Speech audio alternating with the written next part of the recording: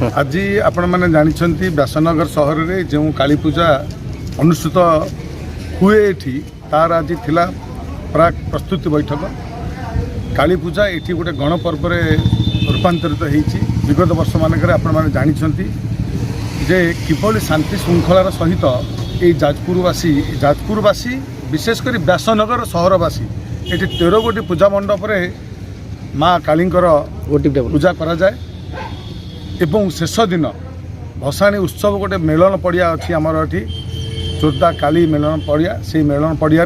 गोटे विराट मीटिंग हुए जो कि 13 गोटी पूजा मंडपर माँ से जाती मूर्ति से माने समस्त आवाहन करी से विसर्जन